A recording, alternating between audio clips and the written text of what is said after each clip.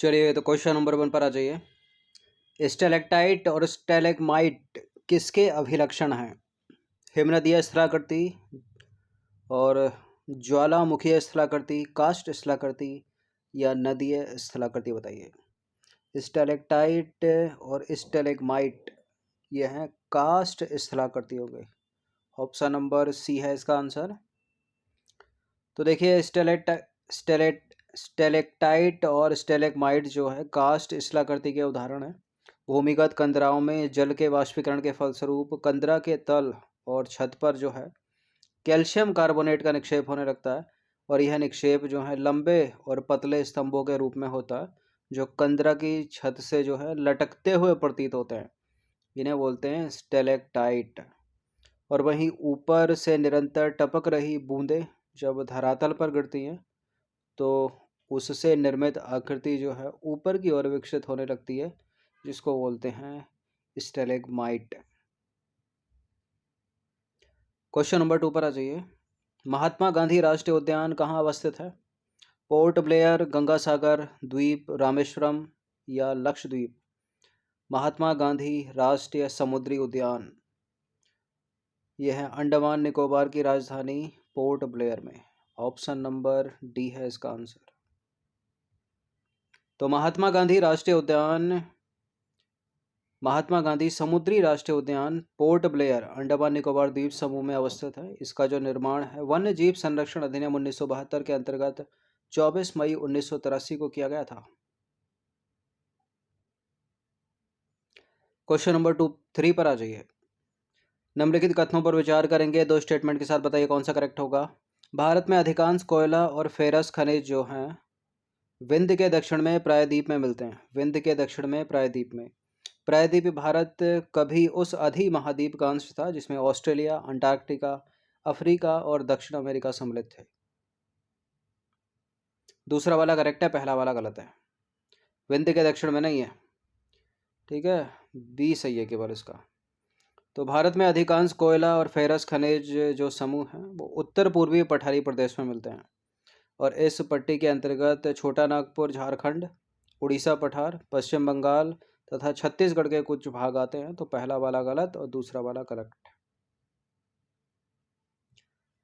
Question number 4 पर आ जाइए। निम्नलिखित द्वीपों में से कौन सा एक ज्वालामुखीय मूल का है? लक्षद्वीप, मालदीप, अंडमान निकोबार, ये रियूनियन। देखिए मालदीप और लक्षद्वीप तो ये तो कोरल वाले हो गए, तो इनको तो एलिमिनेट कर दो, ये तो हो नहीं सकता। अंडमान निकोबार पर्वतीय वाला हो गया, तो रीयूनियन ही हो जाएगा, ठीक है, ए हो जाएगा इसका आंसर। तो हिंद महासागर में अवस्थित रीयूनियन द्वीप जो है ज्वालामुखी मूल का है।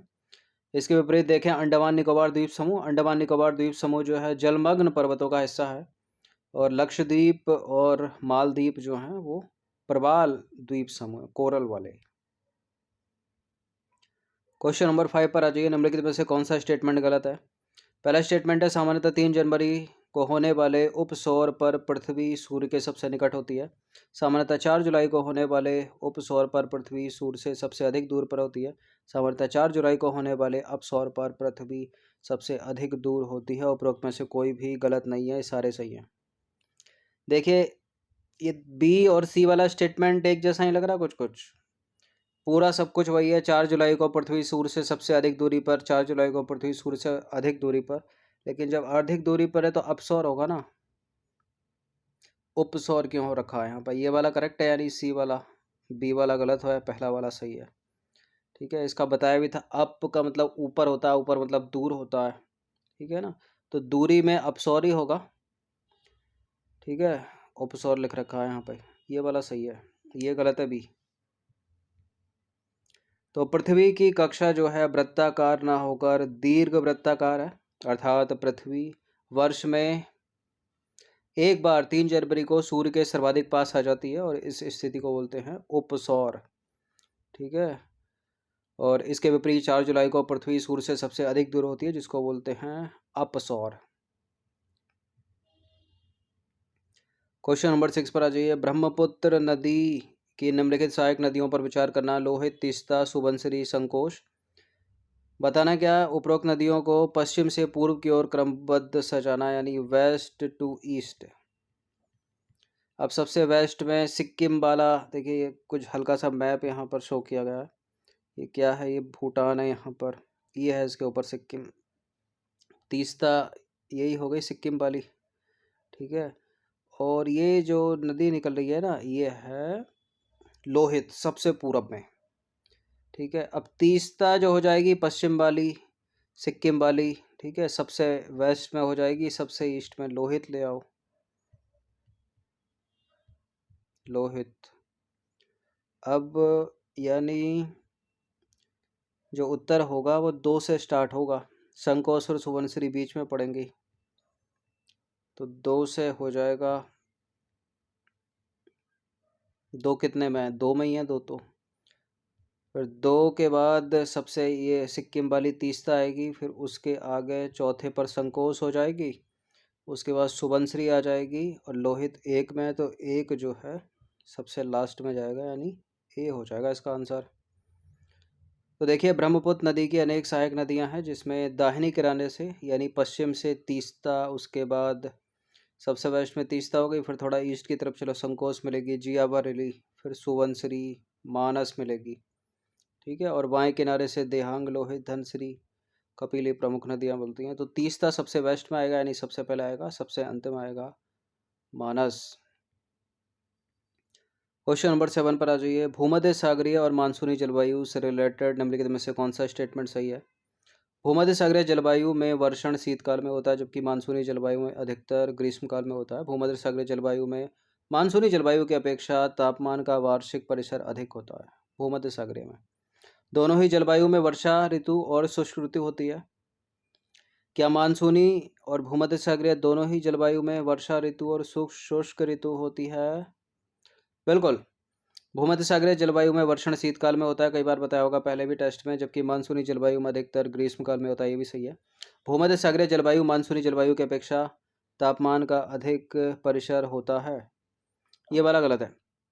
तापमान, वार्षिक तापमान का अधिक परिसर जो है वो मानसूनी जलवायु में होता है, ना कि भूमध्य सागरीय जलवायु में। तो दूसरा वाला स्टेटमेंट हो जाएगा गलत यहाँ पर।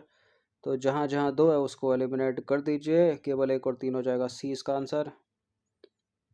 तो भूमध्य सागरीय जलवायु में वर्षण जो है शीतकाल में पश्चिमी विक्षोभ से उत्पन्न वाताग्र से होता है, जबकि मानसूनी जलवायु में अधिकांश वर्षा जो होती है अरब सागर और बंगाल की खाड़ी से उत्पन्न होने वाली मानसूनी हवाओं से होती है। भूमध्य सागरीय जलवायु सागर तटीय जलवायु होने के कारण जो है यहाँ वार्षिक ताप का परिसर कम होता है, जबकि मानसूनी जलवायु में अधिक होता है, इसलिए दूसरा वाला स्टेटमेंट गलत है, ठीक है। लेकिन दोनों ही जलवायु क्षेत्रों में वर्षा ऋतु के उपरांत शुष्क ऋतु पाई जाती है, तो तीसरा वाला सही है। क्वेश्चन नंबर 8 पर आ जाइए। निम्न पहाड़ियों वाला बेलिकोंडा समूह किसका संरचनात्मक हिस्सा है? निम्न पहाड़ियों वाला बेलिकोंडा समूह हिस्सा है किसका? पूर्वी घाट का। तो निम्न पहाड़ियों वाला वेलिकोंडा समूह संरचनात्मक रूप से जो है ईस्टर्न घाट यानी पूर्वी घाट का एक हिस्सा है। कार्डमम पहाड़ियों का नहीं है, नीलगिरी का नहीं है, वैष्णो घाट का नहीं है। प्रश्न क्रमांक संख्या 9 पर आ जाइए। निम्नलिखित में से कौन सा एक लैंडलॉक्ड पोर्ट है? भू परिबद्ध बंदरगाह कौन सा है इसमें? हल्दिया। तो देखिए, हल्दिया जो है हुगली नदी के मुहाने पर स्थित पश्चिम बंगाल का एक लैंडलॉक्ड पोर्ट है, जबकि विशाखापत्तनम, एनोर, मुंबई जो है ओपन पोर्ट है, खुले बंदरगाह है। 10वां प्रश्न है, कृष्णा नदी पर निम्नलिखित में से कौन सा बांध निर्मित किया गया है? आंध्र प्रदेश का हो गया है, तो श्रीशैलम, सी। तो श्रीशैलम बांध का निर्माण जो है कृष्णा नदी पर वर्ष 1960 में प्रारंभ हुआ, जो वर्ष 1981 में बनकर तैयार हुआ, आंध्र प्रदेश में ये। क्वेश्चन नंबर 11 पर आ जाइए। जैव विविधता अपेक्षाकृत कहाँ समृद्ध होती है? महासागरों में, शीतोष्ण प्रदेशों में, ध्रुवीय प्रदेशों में, या उष्णकटिबंधीय प्रदेशों में? तो यही होती है उष्णकटिबंधीय प्रदेशों में। रेनफॉल अधिक है, सनलाइट अधिक है, ठीक है। तो जैव विविधता अपेक्षाकृत उष्णकटिबंधीय प्रदेशों में समृद्ध होती है, क्योंकि वहाँ सूर्य का प्रकाश व वर्षा अधिक और मौसम जो है एक समान होता है। क्वेश्चन नंबर 12 पर आ जाइए। मध्य अक्षांशीय चक्रवात आमतौर पर पूर्व से पश्चिम, उत्तर अमेरिका के आसपास चलते हैं, आमतौर पर केवल महासागर के ऊपर पाए जाते हैं। सामान्य तौर पर स्वच्छ आकाश और अल्प वर्षण लाते हैं या प्रबल ताप विपर्यास के क्षेत्रों में बनते हैं। इसका आंसर हो जाएगा ऑप्शन नंबर डी, प्रबल ताप विपर्यास के क्षेत्र में बनते हैं। विपर्यास का मतलब होता है उलट पुलट, ठीक है, इधर उधर।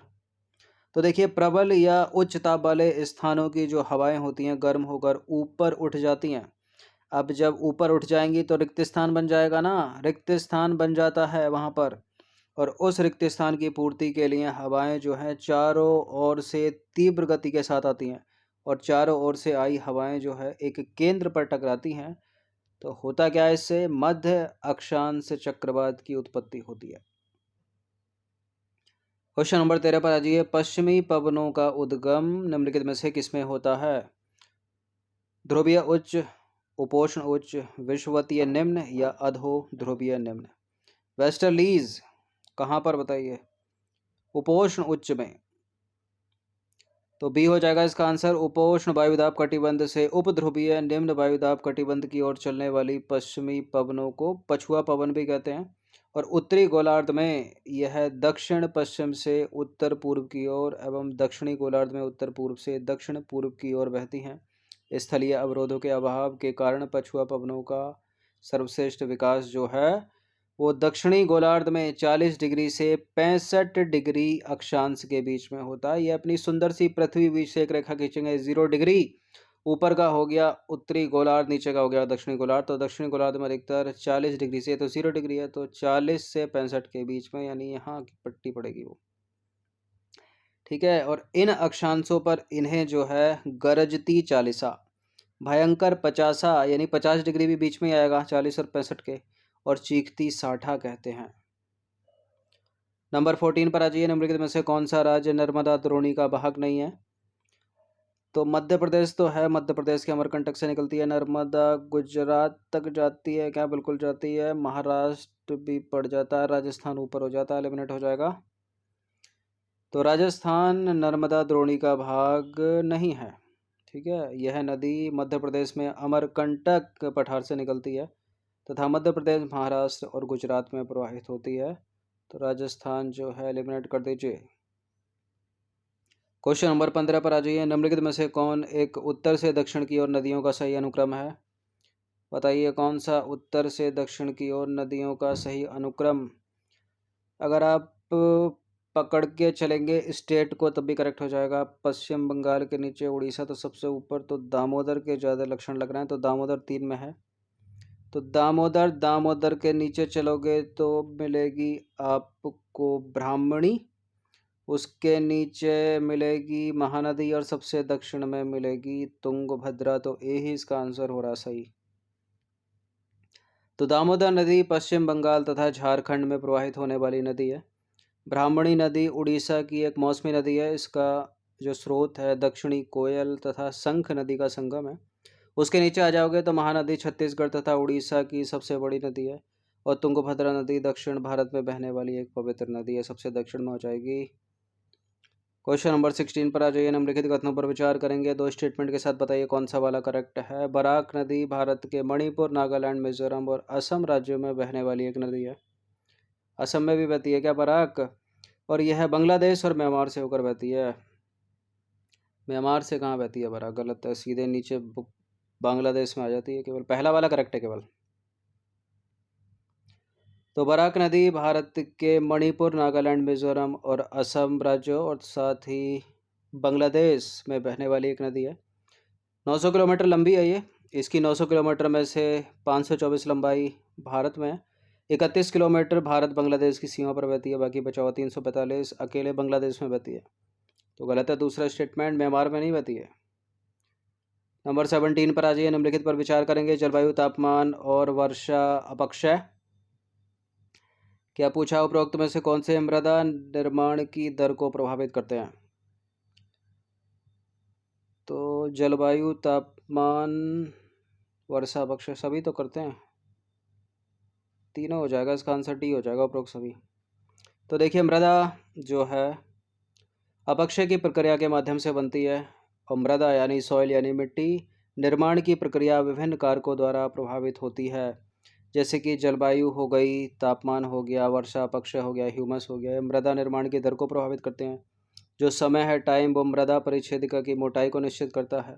वनस्पति हो गई, प्राणी हो गए, सूक्ष्म जीव हो गए, ये मृदा की ह्यूमस निर्माण की दर को प्रभावित करते हैं। तुंगता हो गई, ठीक है, उच्चवाच हो गया, ढाल हो गया, ये मृदा के संचय को निर्धारित करते हैं। और जनक सेल जो है वो मृदा के रंग, गठन, रासायनिक गुणधर्म, खनिज की मात्रा, पारगम्यता को निर्धारित करते हैं। इतनी सारी चीज़ें मृदा को प्रभावित करती हैं अलग अलग तरीके से। क्वेश्चन नंबर 18 पर आ जाइए। निम्नलिखित में से कौन सी विधि तीव्र ढालों पर मृदा अपरदन को रोकने के लिए सबसे उपयुक्त है? दो तरह से प्रश्न पूछा जा सकता है। तीव्र ढाल तो मतलब बहुत तीव्र हो गया, एक पूछा जाता है पहाड़ी ढाल, दोनों में उत्तर अलग अलग है। तो तीव्र ढालों पर मृदा अपरदन को रोकना है तो मिट्टी की कौन सी विधि को अपनाना पड़ेगा? वेदिका फॉर्म को, ठीक है, सी है इसका आंसर। और पहाड़ी ढालों पर समोच्च रेखीय जुताई। तो तीव्र ढालों वाली सतह पर यदि कोई वेदिका फार्म पद्धति के द्वारा कृषि करता है तब मृदा का अपरदन सबसे कम होता है। क्वेश्चन नंबर 19 पर आ जाइए। अब बताइए, पहाड़ी ढालों पर मृदा अपरदन को रोकना है तो निम्नलिखित में से कौन सी विधि अपनानी पड़ेगी आपको? देखिए, पहाड़ी ढाल देखा ही होगा आपने, इस तरह से बनाते हैं ना वहाँ, समोच्च रेखीय जुताई, सी। तो पहाड़ी ढालों पर समोच्च रेखीय जुताई मृदा अपरदन को रोकने के लिए सबसे उपयुक्त विधि है। किसी पहाड़ी ढाल पर समोच्च रेखीय रेखाओं के समानांतर जुताई ढाल से नीचे बहते जल के लिए एक प्राकृतिक अवरोध का निर्माण करती है, जबकि तटीय और शुष्क प्रदेशों में पवन गति को रोकने के लिए वृक्षों को कतारों में लगाया जाता है ताकि मृदा आवरण को बचाया जा सके, और इस विधि को बोलते हैं रक्षक मेखला विधि। ठीक है, तो तीव्र ढलानों पर हो गई, पहाड़ी ढलानों पर हो गई समोच्च रेखीय जुताई, और तीव्र ढलानों पर क्या हो गई? वेदिका फॉर्म पद्धति। चलिए क्वेश्चन नंबर 20 पर आ जाइए। अंतिम प्रश्न है ये, गिद्ध लुप्त हो रहे हैं इस पृथ्वी से, तो गिद्धों के लुप्त होने का सबसे प्रमुख कारण बताना है आपको। क्या अम्ल वर्षा है, या नदियों का प्रदूषित जल है, गिद्धों पर अत्याचार मतलब अत्यधिक शिकार, या फिर डिक्लोफेनिक एस्प्रिन जैसी पीड़कनाशी दवाएं? यही है, जो पीड़कनाशी ये पशुओं को दी जाती है, गाय को, भैंसों को, ठीक है, और उसी मांस को खा जाते हैं गिद्ध।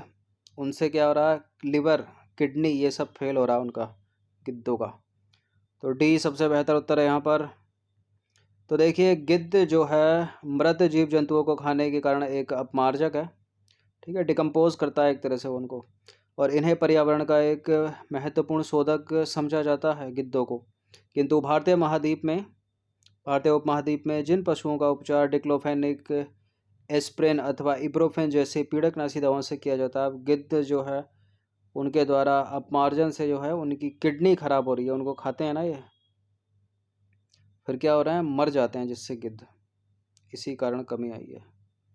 यूपीएससी सिविल सेवा तक में पूछा जा चुका है प्रश्न, याद रखिएगा। तो 20 प्रश्न थे ये ज्योग्राफी के, इनके प्रैक्टिस एक बार कर लीजिएगा। एक लाइक कर सकते हो आप, सिविल सर्विसेज स्टडी चैनल को सब्सक्राइब कर सकते हो, बेल आइकन को प्रेस रखिएगा यूट्यूब के। धन्यवाद।